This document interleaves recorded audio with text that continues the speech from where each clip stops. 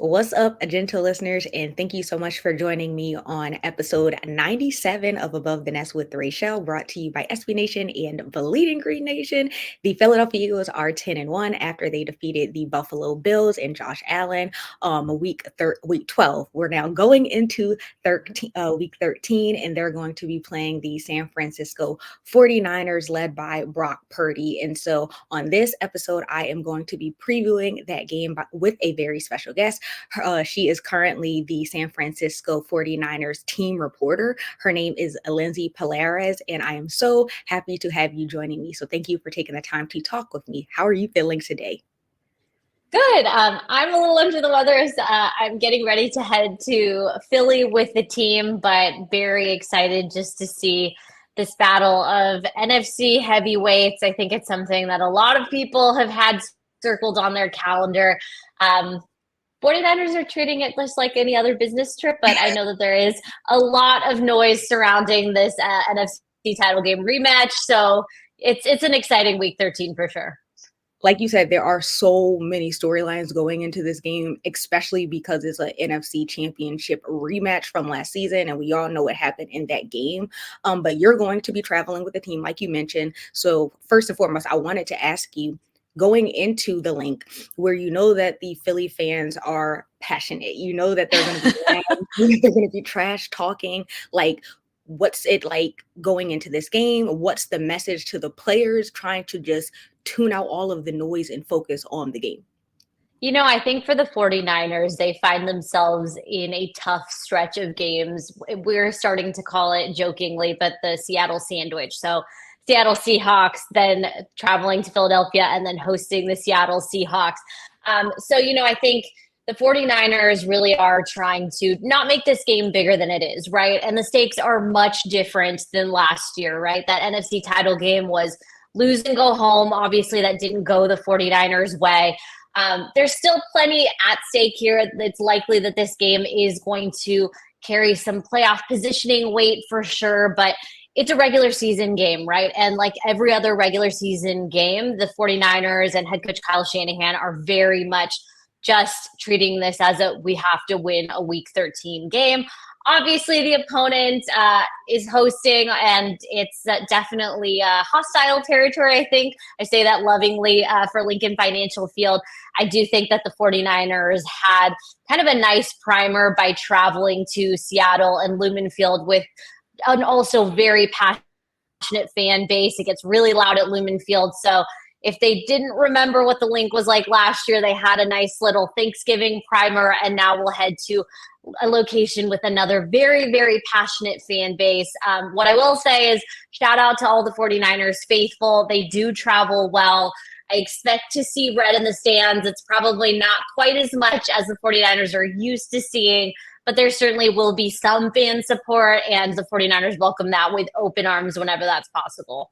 And rumor has it there are supposed to be a couple celebrities in the building. I've heard Will Smith. I've heard Meek Mill. I've heard, of course, Deshaun Jackson is going to be there, historic player for the Birds, and also Cardi B. Like, people are saying wow. So I don't know if it's true or not, but I definitely can't wait to see who's in attendance for sure. I had not heard that at all, but that's cool. I mean, what a stacked celebrity list there. Okay. We might have, I don't know if it's true or not, but I did hear Shady McCoy said it on one of his episodes from this week. So I was like, I don't know where he got that from, but it's rumor. Insider information there. Exactly. And so coming off of the bye week, the 49ers are on a 3-game winning streak. And so what adjustments were made post-bye in order to get them consistently in this win column? I think first and foremost, and it sounds so cliche to say, but the bye really came at a good time, right? The 49ers were experiencing at the time a couple of injuries that were pretty significant. One to left tackle Trent Williams, future Hall of Famer. Really, there is no better left tackle in the game, in my opinion. And then also to Deebo Samuel, who is just like a hybrid offensive threat. And so having those guys heal up, and then as far as the rest of the team too, just the wear and tear of the first 8 weeks of the NFL season, it gets to you. And certainly having a few days off and just getting to not get hit on a Sunday, made a really, really big difference. Obviously, the 49ers also made a pretty significant move at the trade deadline by adding defensive lineman Chase Young. He's also been welcomed with open arms, and you've really seen since his addition. And again, I think it was a lot of just getting healthy.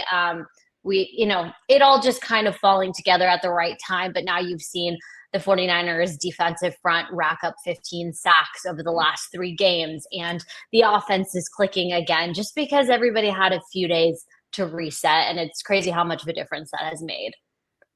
You touched on the defense. The 49ers pass defense is elite. Like you said, they made that big move signing former Commanders player Chase Young. They also have Nick Bosa, who was Defensive Player of the Year last year. They also have former Eagle Javon Hargrave, and they also have Eric Armstead. But on Wednesday and Thursday, he did not participate in practice dealing with a foot injury. And so I guess we're not sure if he's going to be good to go on Sunday yet. But if he can't go, like, how big of a loss is that going to be for this pass rush? Yeah, Eric Armstead has been working really well alongside former Eagle Javon Hargrave in that interior of the defensive line.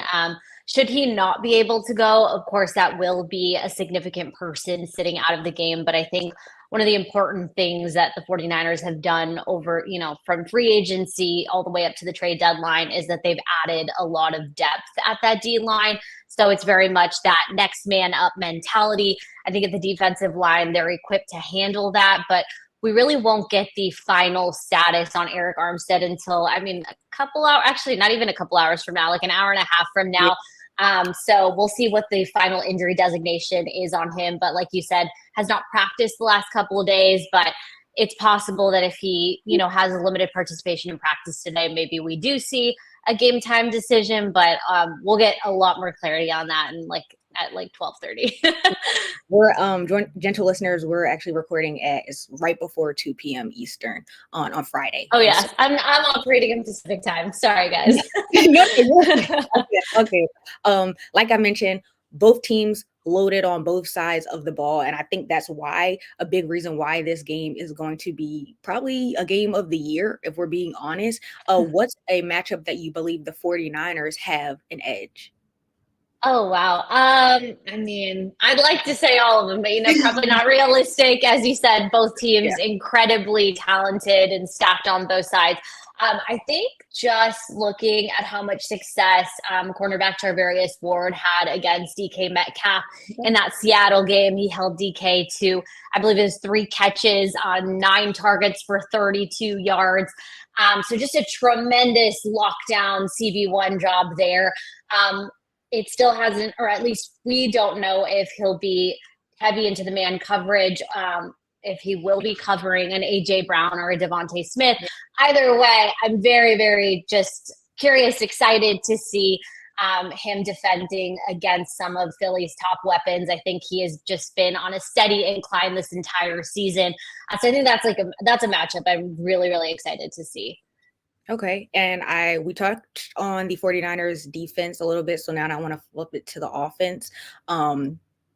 One of the huge matchups that everybody is going to be paying attention to is definitely going to be the Eagles pass rush going up against the 49ers offensive line and Brock Purdy. And so knowing that they're going to be going up against a player like Hassan Reddick, who did injure Brock Purdy in the NFC Championship game last season. He's been a beast. Josh Sweat has been a beast. What is the game plan to protect Brock Purdy, knowing that these players are going to be hungry to get after him? I think Brock Purdy is just very eager to get out there. And I know that there is a lot of kind of storyline circling about his big return to Philly. But I think what we've heard from him is just that it really is just business as usual. He said that typically he's going to walk into that stadium, give it a moment the same way he does at every other away stadium, and just go on about his business. And really, he has been playing at such an elite level. I think he currently leads the league in completion percentage. I think it's like yardage per attempt and passer rating. He has been tremendous. And I think it's really not deviating too much out of that. And the 49ers offensive line, despite battling a couple of nicks and bruises along the way, right guard Spencer Burford is dealing with a knee injury right now. He's been limited through practice, but they've been able to also fill in with a veteran in John Feliciano, who has plugged in and right and left guard, done a tremendous job. So I think it's just doing more of the same, but certainly this is going to be probably the toughest pass rush they faced this year. So I think it's going to be about getting the ball out quickly, making sure everybody's on their assignments, and just, trying to minimize the mistakes in order to keep the offensive flow going. Like you mentioned, Brock Purdy has been looking very, very well. Some people have him in the conversation for MVP. Can you talk about the progress that you've seen over the last 2 seasons? Like, he was Mr. Irrelevant at one point, and now possibly, I mean, we don't know if that's going to happen, but he's in the conversation of MVP. Can you just talk about the progress and the development that you've seen from him? I think he is just constantly he's just constantly studying and trying to perfect. Like, he is a student of the game very much. And, I think his progress, given the season ending injury after having to, suffering that elbow injury in the NFC title game, coming back in time for training camp, and then still taking that second year jump, has been just really remarkable to watch. And I think it's just a testament to his commitment to the game, dedication. You see him at his locker studying plays. Like, he really is someone that has put in the time, not just on his own, but also with his receivers, to really create that chemistry. It has just been an all-encompassing effort by Brock Purdy. And then also, obviously, during the offseason, you saw him also go to Jacksonville and work with a couple private trainers as well. It's just every little thing he can do to continue making that second year jump despite suffering a season-ending injury. I think it's just a huge credit to him, the coaching staff, everyone that has helped, during his rehab process, just getting back from that elbow surgery. So yeah, I mean, it's just all worked out in tremendous fashion, and he's certainly put in the hours of work and, dedication in order to do that. So hopefully seeing more of a steady incline. Like, let's get to the top of every statistical category if it's up to me. Absolutely. But before I get you out of here, I did want to ask you, there's probably, multiple that you could go with, but what's like a key to success for the 49ers winning this game? I think a lot of it is going to have to do with the 49ers defense just really marrying the pass rush also to the coverage. I think it's like exactly been the recipe for success on that side of the ball. And that is so critical when you've got a quarterback like Jalen Hurts that you're going up against. He is as dynamic as they come, great mobile guy. And you want to make sure that he does not have the very productive days that he's been having.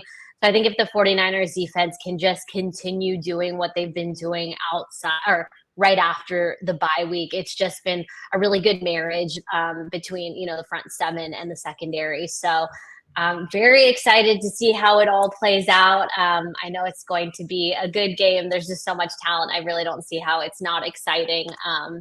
So yeah, I'll be headed to Philly, and looking forward to seeing it all go down. Yeah, me too. This is, like I said, game of the year. So everybody just, be locked in for this one for sure. But thank you for taking the time to talk with me. I really appreciate it. Gentle listeners, you can actually follow Lindsey on Twitter at Lindsey Pallares. It's at LINDSEYLARES. And she's doing some great work for the 49ers. But did you want to plug anything before you get out of here? No, thank you. You beat me to it. I really appreciate you having me. And yeah, let's see what happens Sunday. Yeah. All right. Well, safe travels. Thank you so much. Appreciate it.